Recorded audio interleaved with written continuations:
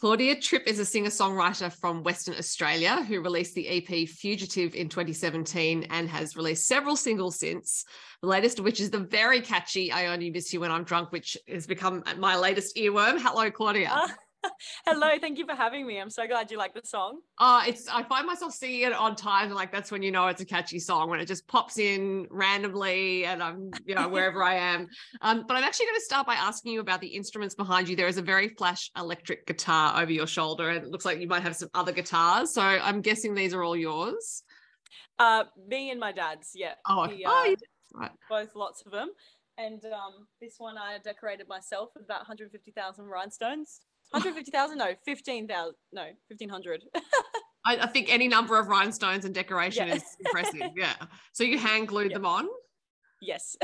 Wow, that's fantastic. Maybe I'm thinking of the minutes that it took to do it, but yeah, but you got to think of, time per use as opposed to cost per wear. It's like the time, the effect versus the time. I'm sure the effect wins out in value. So since you mentioned that some of them are your dad's, I'm guessing therefore you grew up in a musical household. Very much so. Yeah, my dad played in bands for like 20 years, right up until I was about 10 or 12, gigging all the time. So very musical. I think that's why I got into it and loved it so much. So do you have the occasional jam together? Yeah, of course. Yeah, lots. Is he electric or acoustic? Electric mostly. Okay, and you too, electric? Not a heap. That's really my only electric, and I don't play it a lot. I'm more acoustic, but sometimes. Well, there you go. You've got the good balance. He's electric, you're acoustic. Yeah. That's a band right there. Now, you wrote your first song when you were 7. Were you already playing an instrument by that age, or did you just make it up as a singer? Yeah, kind of just made it up as a singer. And at 7, I think that's the first time I sat down with Dad, and then he wrote a guitar part and we recorded one of them. So yeah, I didn't play anything. And then I think around 11 or 12, I started learning piano. Right. And then, taught myself guitar at about 15 and then never stopped. So when you were 7 writing that first song, did you like doing compositions in school? Some kids like writing little stories and things, or it was just, that was the creative expression that made the sense to you at that age? Yeah, it was just like writing a diary, just was how I could figure out what I'm feeling. And still now, really, it's just a way of sitting down and working out how I feel about a situation, is just write into a song and see what comes out. Yeah, right. So when you started piano, because it's not the most portable instrument, and it sounds like by 12 you probably had an idea of you wanted to write some more songs. So was it because that was the instrument your parents wanted you to learn, or you just thought it was a good instrument to have a grounding in? Yeah, I think I just liked it at that age. They were happy for either. My sister was playing guitar at that age, and I didn't really didn't call to me at that time. But then it took a few more years, and then eventually I just picked up the guitar, one of Dad's. Yeah. So when you taught yourself, as you said, at the age of 15, were you the playing till your fingers bled kind of person? Sort of, yeah. I would just look up a song that I wanted to learn and then how to play it it's so easy online now. And just, look up how to play it. And then I'll just be playing and writing songs and playing cover songs and making YouTube videos and all of that. Well, yes, I actually had a question about your YouTube channel, because I believe you started it around the age of 14, which is, I think of myself at 14, not that YouTube existed then, but it would never have occurred to me to do anything like that. So were you playing so much that you just thought, right, I'm just going to put it out there and see if people like it? Because were you already thinking about becoming a musician? Yeah, I really liked it. And I think my sister was doing the same thing. She was kind of posting some videos, and I think I did a few covers with her, and then from there started my own. And I just really liked it, liked sitting down and filming the video and editing it and putting it up was always really fun. They're probably terrible if I looked back on them now. I think they're mostly gone from public view, but that was such a fun time. I would just come home from school and want to film videos. Right. Well, and also teaching yourself to edit it. I mean, these are extra skills to have. Yeah. I not something I've had the time for these days, but I would love to get back into all that. It's lots of fun. It's also, there are several artists who've made careers out of having YouTube channels, and it's obvious there are people out there who want to watch musicians playing on YouTube, but it's still quite a big commitment of your time. You said you loved coming home from school and doing it, but but still, you know, it's a big thing to do. So at any stage did you think, oh no, I can't be bothered? I always liked it, and I think, just from the busier I've gotten, haven't found the time for it these days. But every year at the start of the new year, I go, I'm going to start filming one a week or something, and I just hasn't stuck with the craziness of it. With so many gigs and work days a week, it's been crazy. But hopefully someday I'll get back into that. I suppose the other thing it gives you is an awareness that there's an audience there and that you're performing to people, which is something that at the age of 14, you know, it would be harder to get gigs at that age than later on. So was it daunting initially to think there were people watching you, or did you appreciate having that feedback? People were very nice. So it was never, it was never too daunting, and I really enjoyed that. It just gave it that extra element than playing it in my bedroom. It's playing it or putting up a song that I just wrote and having instant feedback was really cool. But there was never any hate at that age, which is good, thankfully. Yeah. Well, especially considering what the internet can be like. It's great. And for someone who's young and it's unpolished what I'm playing, and it's not, Yeah. Were you playing in any school bands at the same time? A few, a little bit through school. I wasn't at a very musical school at the time, so some of the kids did think it was pretty weird that I was putting up songs and writing them and stuff, but it all worked out. And so you are playing piano, playing guitar. When did your development as a singer really start? I mean, you were saying, you know, at the age of 7, you were singing the song that you wrote, but at a certain point, did you think, okay, I'm going to focus on developing my voice as well? That kind of happened over time because I started busking when I was about 13 just to play wherever I could. And then by the time I was 16, 17, I was in a cover band. And at 17, I think we started playing in like pubs where mum had to be with me until we left. And ever since then, I've done, a few pub gigs, at least a week. And so it's very different to the original music thing, but it's made like vocally, it's made me develop more quickly and on the job more than anything could have. Yeah. So, I mean, pub crowds can be quite tricky as well, because sometimes it means they're not listening and you've got to learn to sing over all that surrounding noise. So were there any gigs that were particularly interesting, shall we say, that stuck in your memory? I mean, I still, I do a lot of cover gigs like full time now. And there's lots of kind of cafes and weddings and things like that where you're just in the background. And so part of me does like that. It's just, you're either just playing while people are talking, and it's, you've got to kind of navigate that. But as well, then there's the pub gigs, I do one every Saturday night. And it's like a huge, big crowd that's singing with you start to finish. And that kind of thing just helps so much with, stage presence, how to talk to a crowd, how to deal with things that happen, like someone jumps up on stage or there's a fight that starts, and all these things that you just can never learn online or through a lesson or something. You just have to kind of learn how to deal with it. Yeah. Well, and I suppose it is good practice for festival shows. I know some festivals would have security, but some festivals wouldn't, and crowds can be a bit rowdy. Yeah, totally. It's just, and then by the time I do an original band show, I'm just like, feel really prepared for whatever's going to happen. Yeah, so yeah. It's good. So you said there's a pub gig every Saturday night. Is it the same venue every time? Yeah. I started with them this year, and same venue, same band, like a resident band, and it's a lot of fun. Well, for people who live in Perth, where is it? Where is this Saturday night show? It's at a bar called Mustang Bar, and it's lots of fun, very fun crowd, and there is that really special element of playing original songs that I feel like you can't get at any other gig other than doing that. And there's something about, even if I was to play an original show to like 2 people, that's so fulfilling, even just because you get to share your stories. But it's also so fulfilling to do the cover gigs and play these songs that everybody loves. Yeah, right.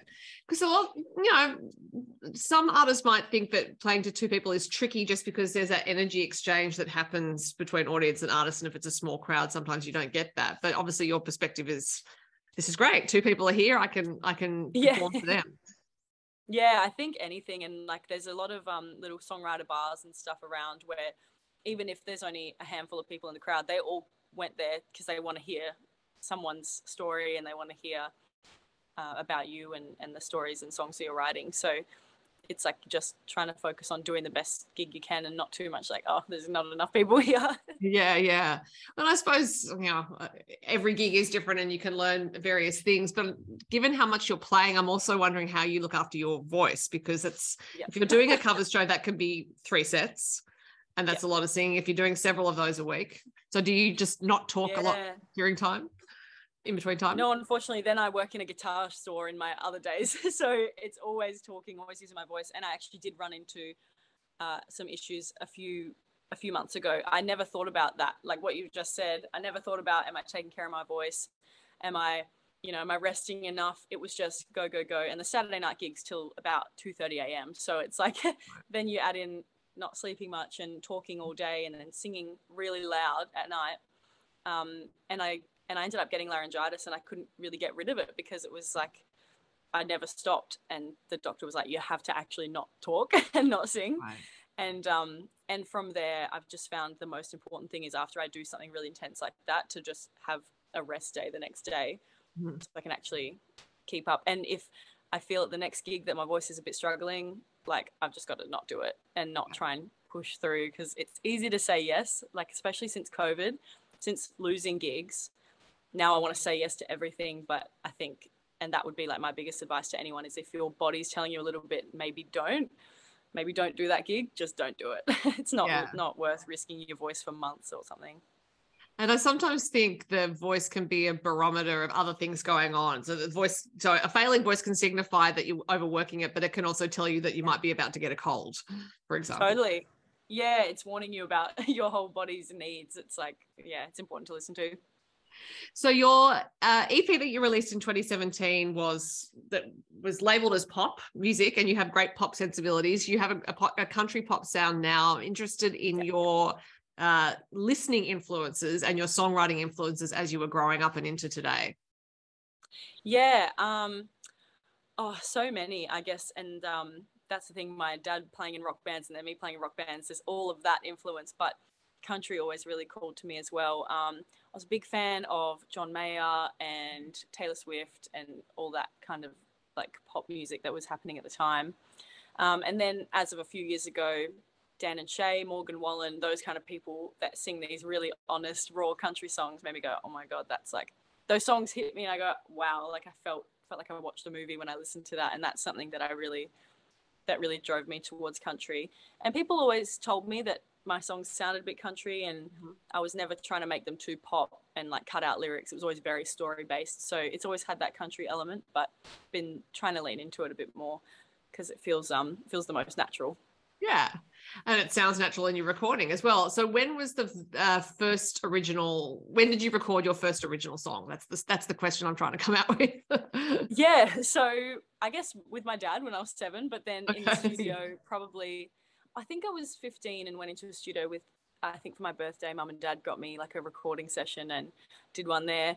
And then when I was 15, 16, recorded the Fugitive EP, and then just working with new people since then.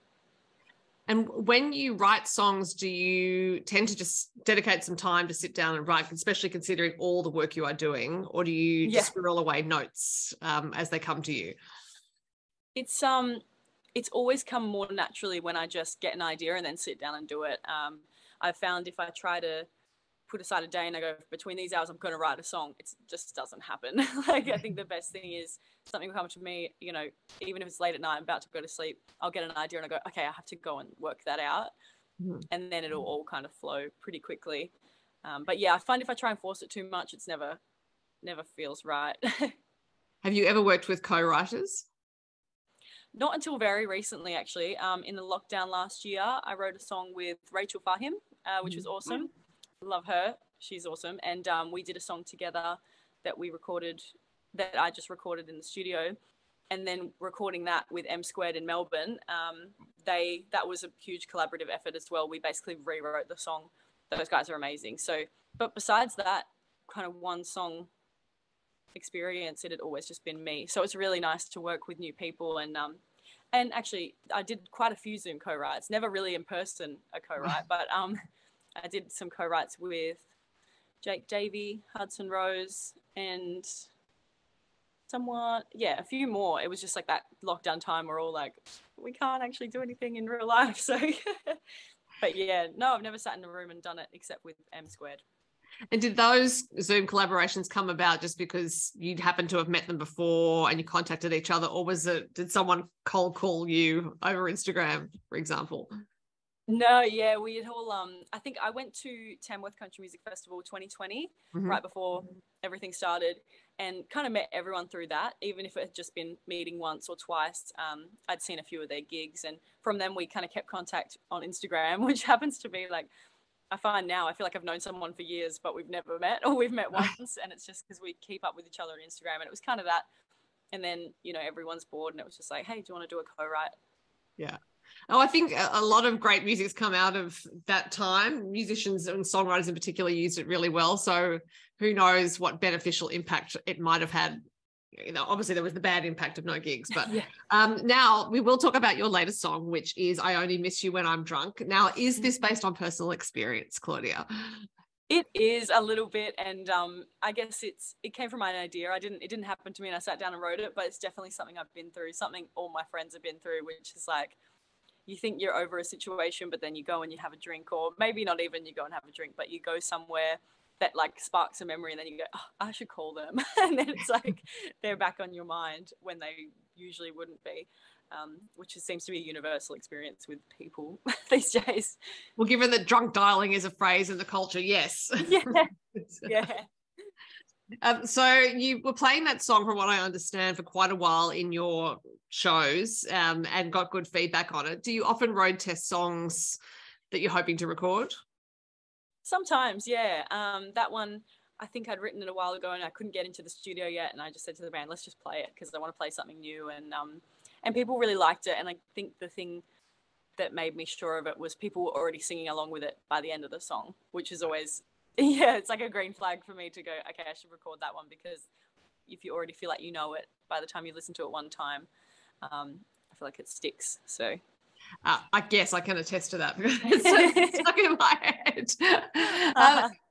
So in terms of what's coming up for you, are there some new songs you're writing, hoping to record? You've obviously got your regular shows for the rest of the year. Yeah, so I've got, I just did the single launch for that one. So I'm not sure when the next kind of original show will be, but I do have I've got one song ready to go, hopefully in the new year, maybe after Tamworth. And then, yeah, I've got a few sessions booked in the new year, so I'll kind of keep trying to get music out as much as I can, really.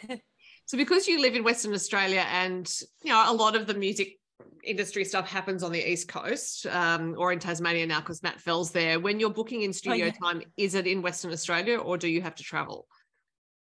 Both, yeah. I had previously done it all in Western Australia, and the producer, Michael Bono, who I just did Only Miss You When I'm Drunk with, he's kind of back and forth from LA to Perth, so when he's in town, it's like, let's do it. But yeah, just went to Melbourne to work with M Squared, which is amazing. I'll definitely have to go back and work with them. And just, yeah, very keen to go and travel and work in new places and collaborate. Well, I suppose it is the hitch of being on the West Coast. Obviously, there are advantages because it's lovely there, but it is just simply quite a long way to travel to get to where you need to go. For Tamworth, for example, if you're in a plane, that's 5 hours to get to Sydney, and then you've got to drive to Tamworth. Yeah, exactly. And yeah, I think definitely the East Coast just seems like the place to be because you can hop on a flight and get there pretty easy, or you can drive. Whereas, yeah, from Perth, it's a big ordeal. But yeah, it's awesome. I love Sydney. I love Melbourne. So it feels like a nice holiday to go over there and write and release songs. And clearly there are plenty of venues for you to play in Perth because you are doing a ton of gigs. So you mentioned Tamworth. Do you have shows already locked in? Most people do by this stage, but can you say where you're playing in Tamworth? I think I'm not doing heaps. I think I'll have a few fan zone stages and things like that. A couple gigs that are still getting locked in. But yeah, I think I'll know closer to maybe a few months and have all the details up online. I know it's coming up quickly. I know. And it sounds like if people are in Perth, they can see you play regularly, which is great. And you'll have some recording to do next year. So we'll have some new music from you.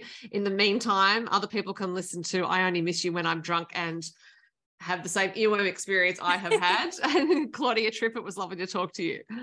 Thank you so much for having me. Thank you for all your support. Pleasure.